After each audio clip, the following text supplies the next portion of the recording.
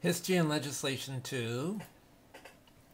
Okay, this is another history and legislation presentation. It is about the very early history leading up to today's laws in order to denote how they came about.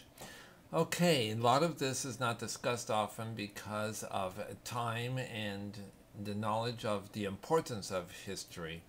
So it's very important that we do learn a little bit about this, since everything has to be provided in a context. Slides are presented in a similar manner as before.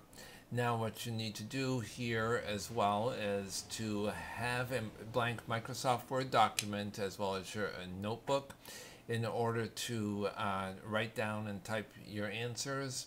And your replies, your responses will be put into the Dropbox by Saturday, 11 o'clock p.m. Okay, starting off very early, the very first thing that we need to think about the question is, why is history important in your opinion? In your opinion, list at least 3 reasons and then answer it as 2.1.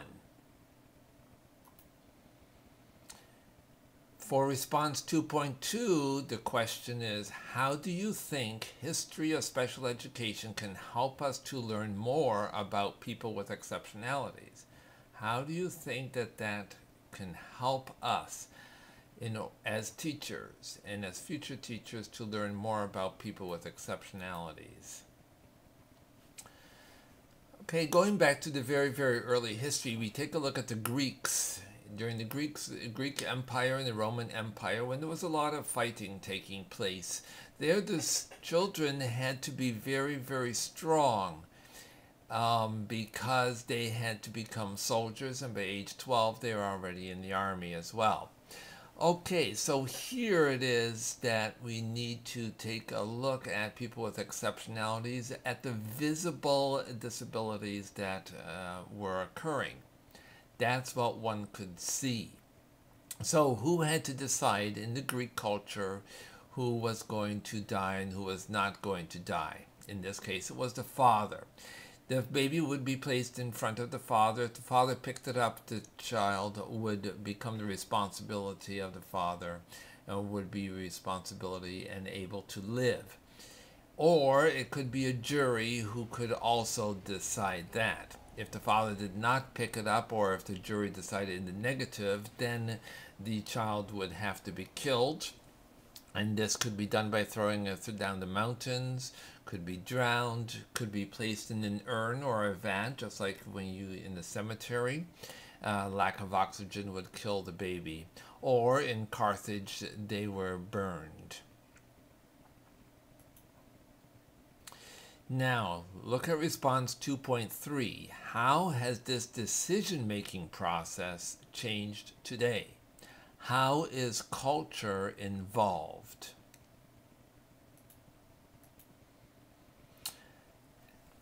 Then came a change of the time period and in Greek thinking because of Plato. Plato said, it's not the state who has to decide if a child will live or not, but it is the family's responsibility. Therefore, he tried to change the whole attitude from state to family, the importance of the family. And we see that in the collaboration efforts that we have in the IEP process. Here in the United States, we have parents who have to be involved in developing an IEP.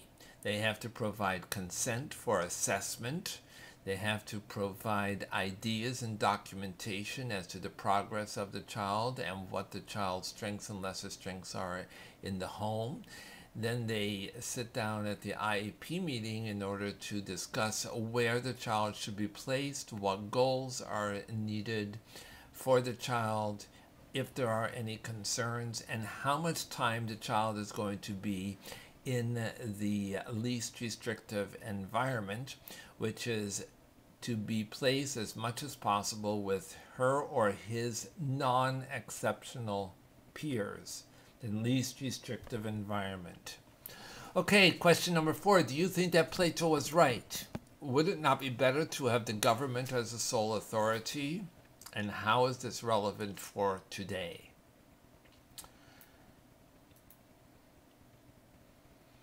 Then we take a look at Aristeas, who also came along. He was a Greek physician, and he was working more with those who had mental illness.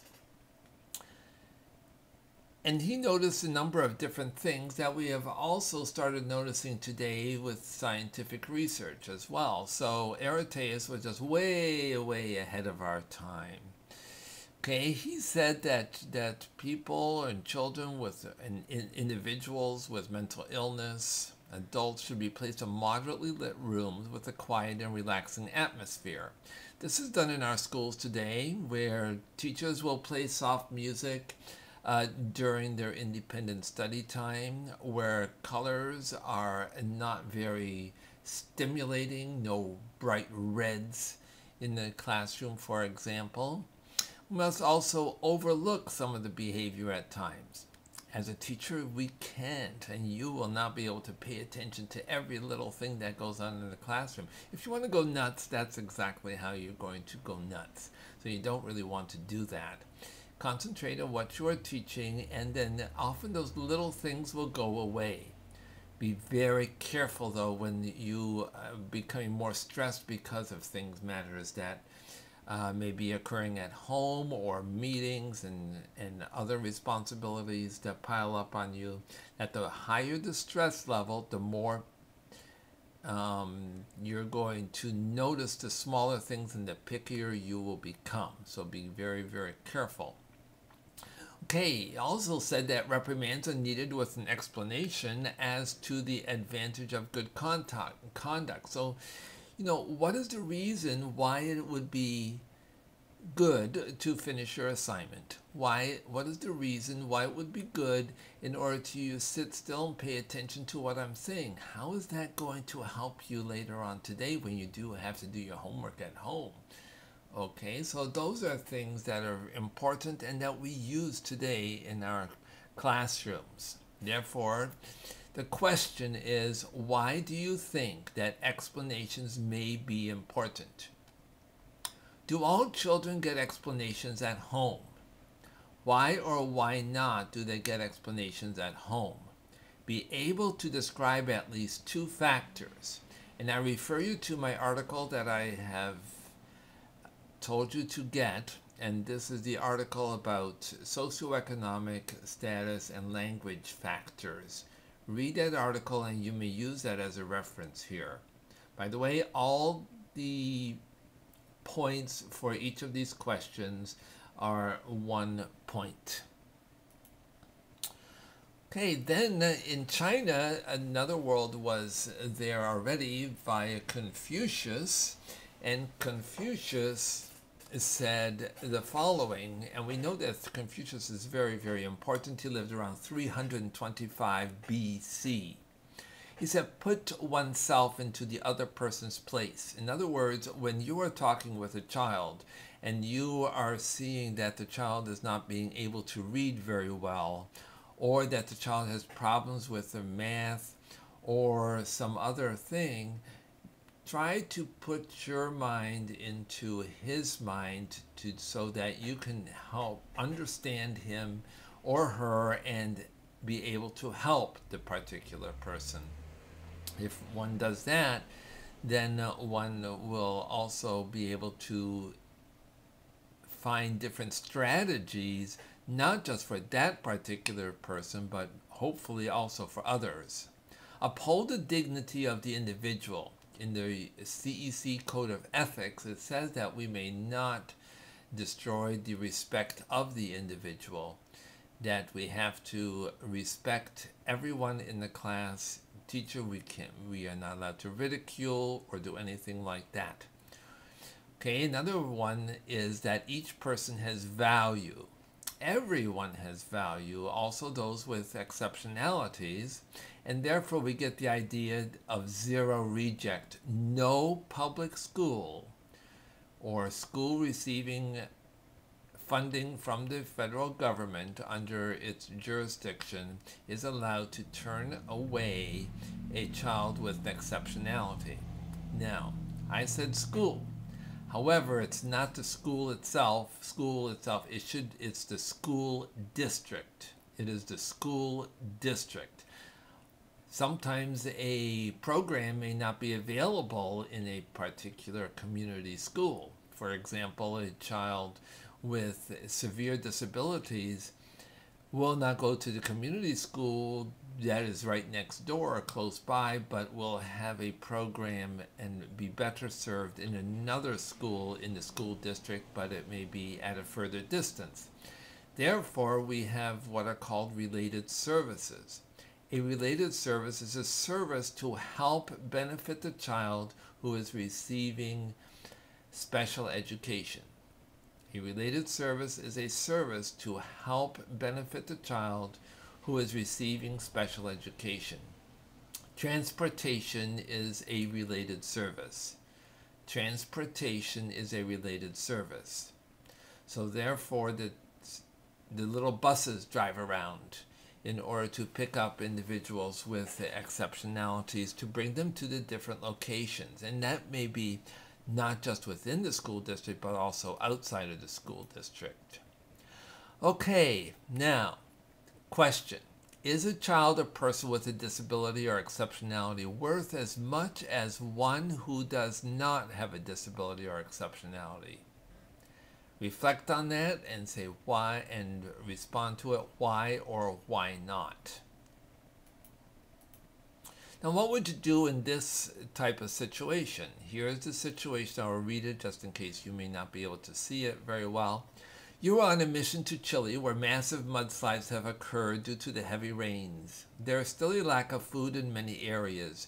People get robbed and hurt because they try to steal food from others.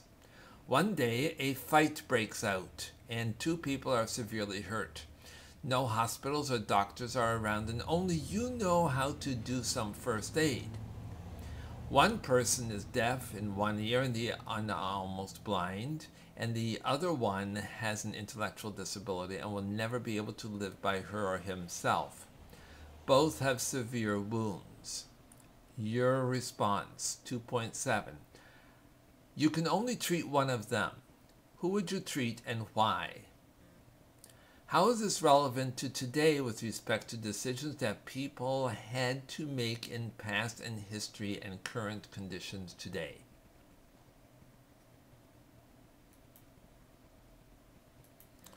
In the 13th to 16th centuries, 2 major principles were established due to various circumstances.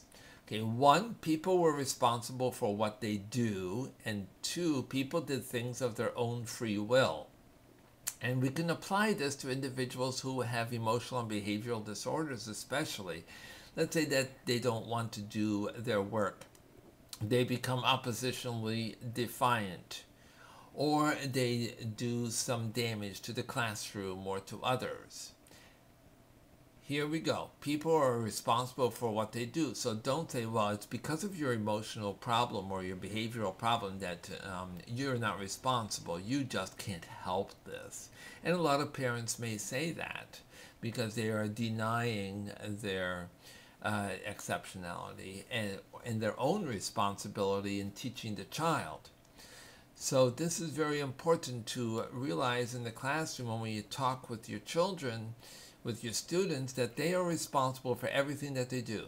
If they don't want to do their homework, they're responsible for that. Okay, because they have a choice. They have a choice, either to do it or not to do it.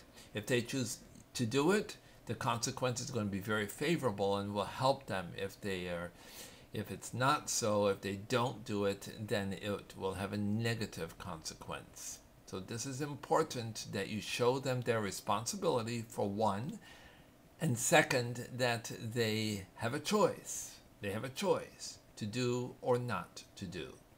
That is their question. During the Age of Enlightenment and Purity, which is also called the Age of Rationalism or the Age of Reason, There, the higher being got out of the picture, and everything became very people oriented. People were like considered to be like gods, according to the Greek philosophy already that had been coming through, because they went back also to the older history of the Greeks and the Romans. And here they thought that people could solve all the problems. So people are born without sin versus Luther and Calvin's ideas, which were based on, had a biblical base.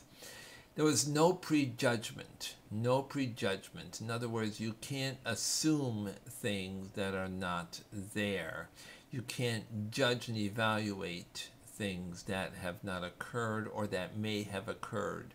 For example, if a child who has very poor clothes and dirty clothes on and smells and everything, saying, oh, that child probably is not very intelligent, so I'm not going to pay too much attention to this child, and I don't want to be near him or her anyway.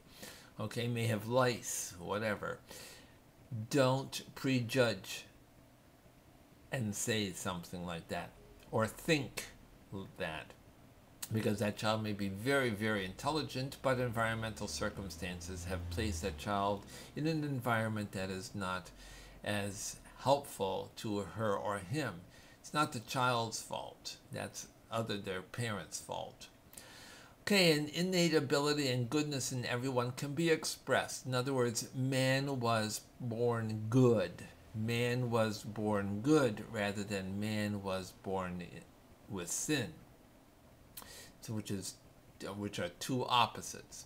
Education helps those with innate abilities and equalities to grow toward their potential. In other words, everybody needs to be educated.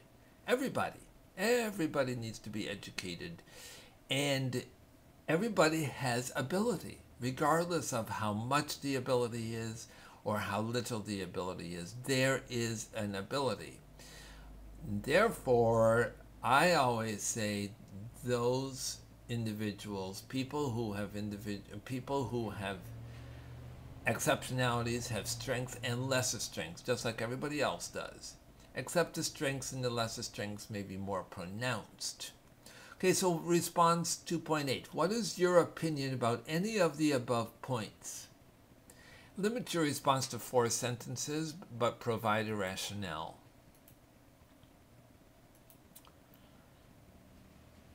Okay, now we go to the schools of thought that are coming about now. First is the nativist school of thought. The person originates. In other words, this means that a person is born with all their potential within them. They are born with all their potential within them. And all we have to do as a teacher is to feed and water it so that they come to their full potential. So with the nativist approach, the person is born with everything inside them. They have their potential, but they have all ideas, knowledge, everything in there. Everything. Okay, so here what we have is we can think about this. Just think of it as this. Here's the seed. Everything is in here. Everything. All thoughts, ideas, and they are all universal. They are all universal. In other words, the child can be born in any country and the same ideas are there. The same concepts are there. The same knowledge base is there. And all we have to do is to water it as teachers and make it grow. So here we go. It grows and it blooms in our classroom.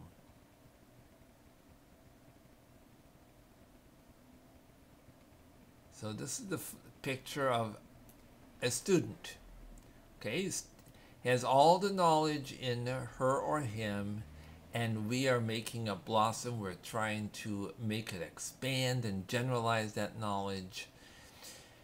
In doing so, what we are doing is to help grow, help to enhance what are called the deep structures.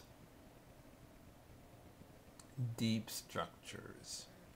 The deep structures is the understanding of things and of the concepts. That's the understanding that everybody has born within them.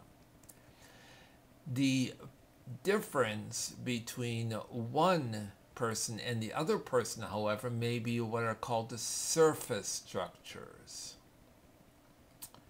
You think, well, surface structures, what's a surface structure? Okay.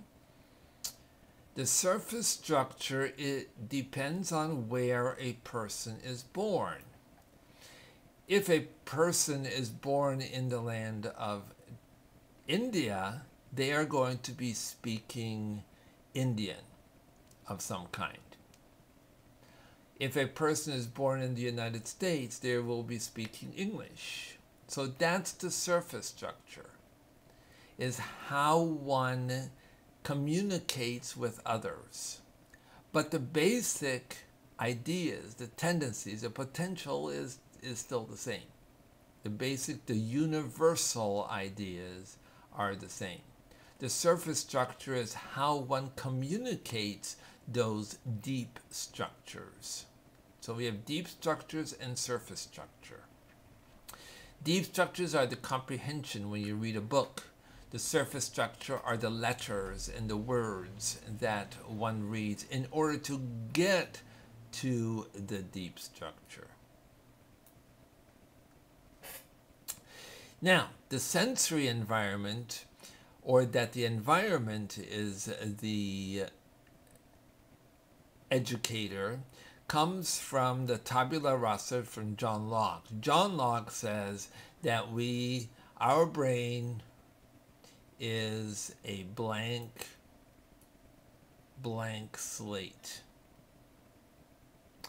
And here we go. Remember that it said that everybody is born pure, without sin. So that means there is nothing there inside us but blankness, an emptiness. So our mind is tabula rasa, okay, a blank slate. This is blank slate, an erased slate. See, we get the word erased from here. Okay, so what the teacher does is the teacher has to pour that information into the person's head. Okay? Basically what it's saying here is that the environment brings in the knowledge. The environment is the big influence, not the genetics that the person is born with. It's the environment that's the influence. From this, we also get the school of thought, which is the behaviorist school of thought.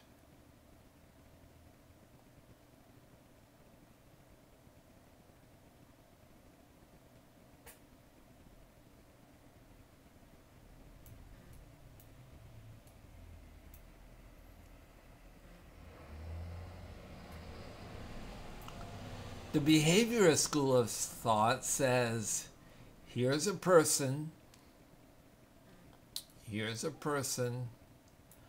okay,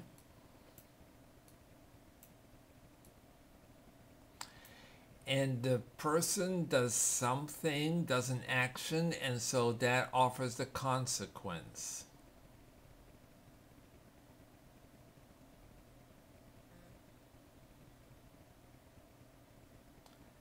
The consequence is how the environment reacts to the particular person's deed or thing that he did. So the consequence is the environment. The reward that may be given for a good behavior is the environment. Okay, the type of punishment that a person may give is the environment. So that's how the person learns, is through the consequences that are presented in the environment. That's the environmental or the sensory school of thought. And all of the senses are involved. All of the senses, the visual, the auditory, the kinesthetic, the tactile. So those are the two different schools of thought that one knows.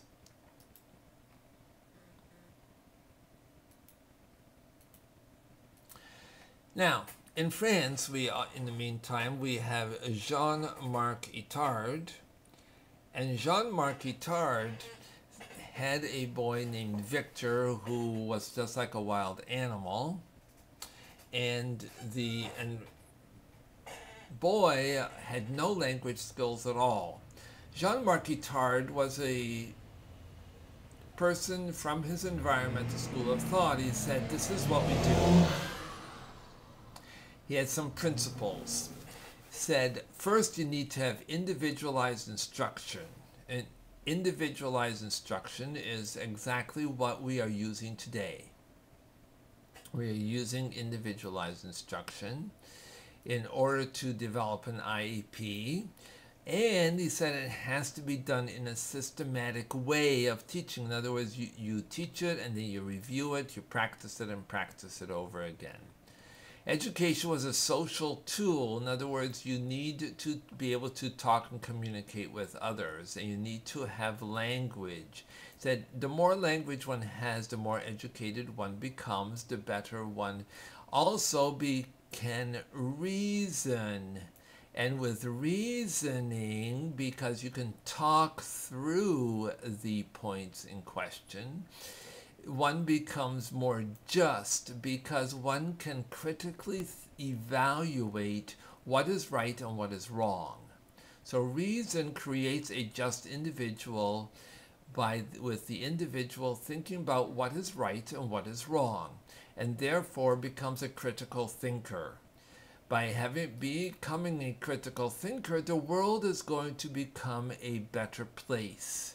And by becoming a better place, the world is going to end up to be much happier within population and will be able to make excellent decisions as to the environment. So he worked with Victor. Unfortunately, Victor was not able to do everything as he anticipated. He developed only some language, some basic functional words. He did have good receptive language. He would write something on the board. Jean-Marc Itard would write something on the board, and then Victor would be able to act it out. So there were some very good things there. But those elements, those concepts, those principles that Itard had were very important. And Edwards, again, he worked with Itard, and he came up with very important principles as well. One was that you need to have observation. We observe the children all the time. We have to observe them as to what moods they are in, how they are acting, how they are reacting, and that comes first. Okay, then we also know that the more comparisons are made in the mind, the better the person can think and make judgments about sensory learning, just what I have just been talking to you about. They become critical thinkers, very, very important. So when you give an example of something as a teacher of how to add numbers up to 5, you want to give more than one example. 1 plus 4, 4 plus 1, 3 plus 2, 2 plus 3, 0 plus 5, all equal 5. You want more than one example. Okay, the person is a whole. The person is a complete entity.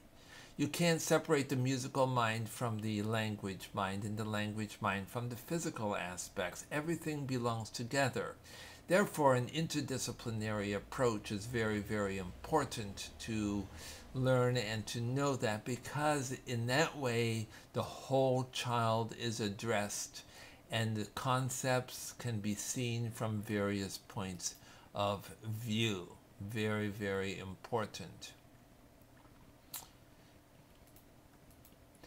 Okay, Edward Sagan also had some other ones. Music training is important. Music training, and we see that very much today, because music training is very helpful for children who have autism in order to help to establish fluency. Also for communication disorders, stuttering. We use music in order to help create fluency and an evenness in speaking. Art is used with children with autism, very much so, and with emotional behavioral disorders in order to express themselves. Okay, use of buttoning boards, pegboards, and lacing boards and objects helps to develop fine motor control,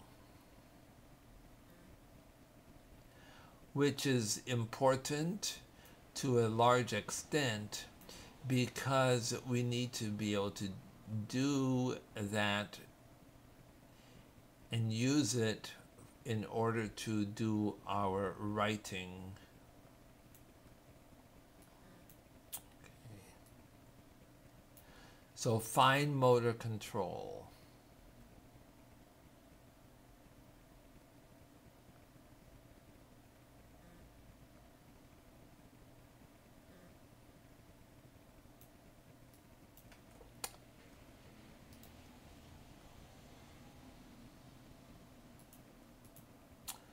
Okay, Denis Diderot is also called the father of special education. I consider him even a better father of special education than Jean-Marc Guittard, because he had the big idea that we need to have education and we need some extra stimulation, in other words, extra practice of those senses that were and had not been lost. Okay? So in other words, we need to stimulate the lesser strengths of the individual. And how do we do that? We use the strengths to overcome lesser strengths. We use strengths to overcome lesser strengths. That's Diderot. Very, very important idea. In other words, let's say a person cannot do math very well, but is very good in reading. We use reading to help the child do and improve in math. If a child is poor in reading, but he's great in math, why not use math in order to help the child do some reading?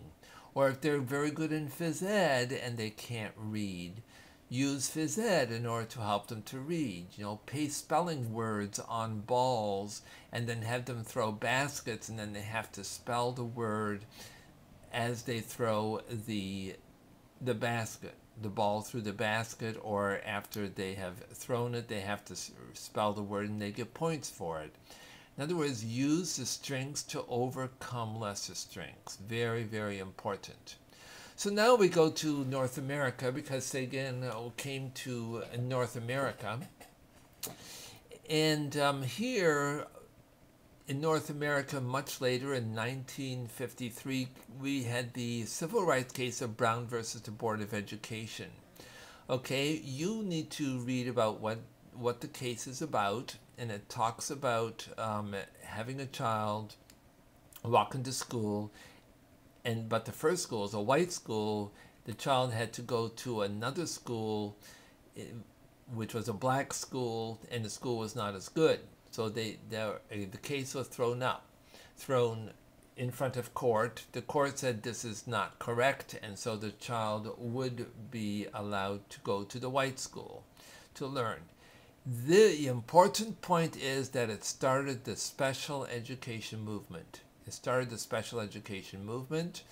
Parents of children with exceptionality said, our children are being shut out of schools, just like this child was shut out of the school, we should have our children go to the regular nearest school as well and be allowed in there. So therefore, it's important that we put up a fight. And so now the different court cases started for special education services.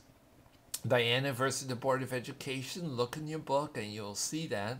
This has to do with a child who is Mexican, spoke Spanish, but was tested in English, of course failed the test, and therefore what happened was that the child was placed in a classroom for individuals with intellectual disabilities or mental retardation. So this was not correct. That is why we now have that the child has to be tested in their own language. A child has to be tested in their own language or mode of communication that is appropriate, that is most appropriate. The Park case was that Pennsylvania said we do not accept children with exceptionalities, with mental retardation, into our schools because they cannot learn. They cannot learn. The children of these parents had been going to schools that were faith-based schools, and I believe it was Roman Catholic schools in this case. These cases, and when it went to the court said everyone can learn. Everyone can learn. That's the important part. So children should not be shut out of school because everyone can learn. Some a little bit more than others, and that's fine, but everyone can learn. That's the Park case. That was one of the main things that came out of it. Also, due process came out of this, that if there is any change from one classroom to another classroom, there has to be parental consent. They have to be notified. And this is the due process principle. The other principle is zero reject. Everyone can learn, and so everybody has a right to an education. The Tatro case has to do with a child who was in the school and had to be catheterized. The school said, we cannot educate a child who has to be catheterized. That requires medical care.